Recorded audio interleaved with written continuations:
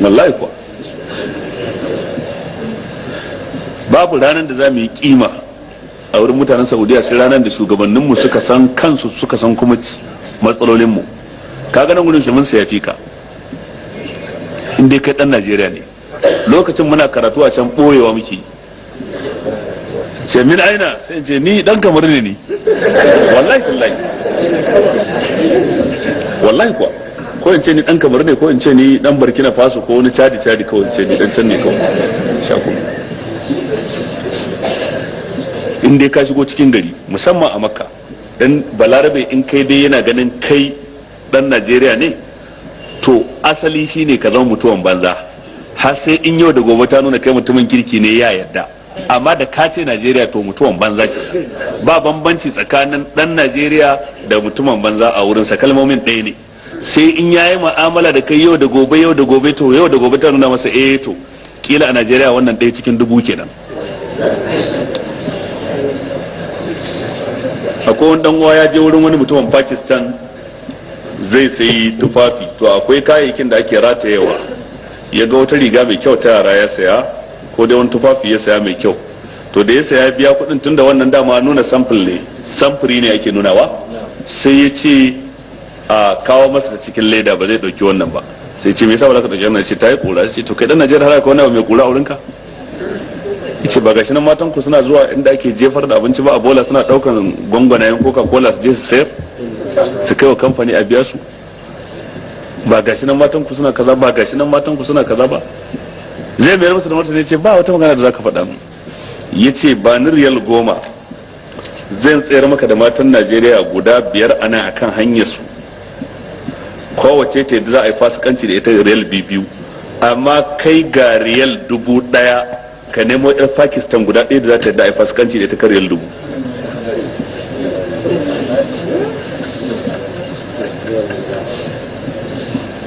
Yana da magana da zai faɗa? To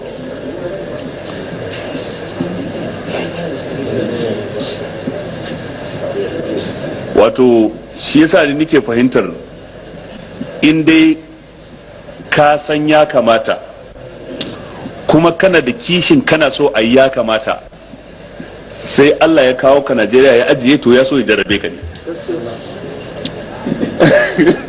Ubangiji ta Allah so ya jarrabe ka, sai a ce ka a Najeriya kullum kana cikin jin haushi da bakin ciki, sai dai in ba za ka fito daga gidanka ba, sai dai in ba za ka yi ko kasuwa ko ofis ko makaranta ko masallaci za ka je kuwa, don za ga wani ya yi bid'a, ka san ya kamata a masallaci, za ga wani ya ƙin ya kamata. In ka je wurin aiki ka san ya kamata, za ga wani ya ƙin ya kamata. In ka je makaranta ka san ya kamata, za ga wani ya ƙin ya kamata. Ko ina ka shiga za ka ga ya kamata an ƙinta, kuma kana so a yi. Amma in baka san ya kamata ba kai ma sai ka rayu a Najeriya cikin kwanciyar hankali. In ka san ya kamata sai ka rayu cikin kwanciyar hankali.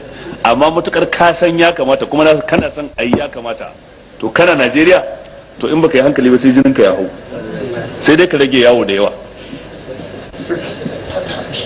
Ka rinka yawan karatun Qur'ani yana dauke maka kewa da zikirin ubangiji da sauran al'amura.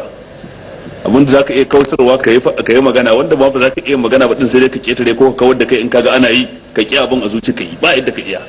Amma ba haka ba, dan me mutane za su yi tafiya suna iskanci, suna jefar da mutuncin mutane, ko ba za a hana su tafiya ba. Ba daga nan ake tashi ba. Nan a Kano har kwamiti an taɓa sa wata rana aka sa su Sheikh Isa Waziri, gashi nan da ransa wazirin Kano Sheikh Isa Waziri, su aka sa kwamiti a nan gurin dan a hana karuwai tafiya. Idan aka hana su tafiya nan sai su je su tashi a Lagos ko su tashi a wani gari. Nan sun hana wata karuwa tafiya can wajen gidan zuwa, wata shahararriyar karuwa da ta shahara, sai ta gansu kuma abin nan, ta ce malam ga mun zo. Ta riga su zuwa mukan ba, ta tashi ta Lagos.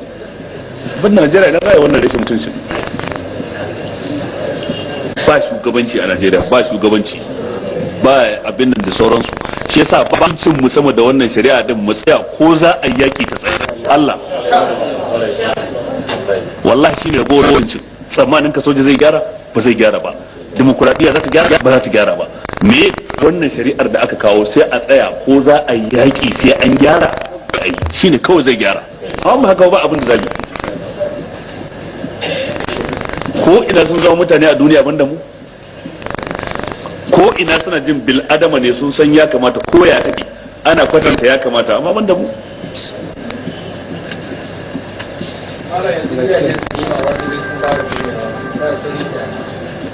gidajen sinima sun fara dawowa kaga wato al'amuran fa sai an tashi tsaye Allah wallahi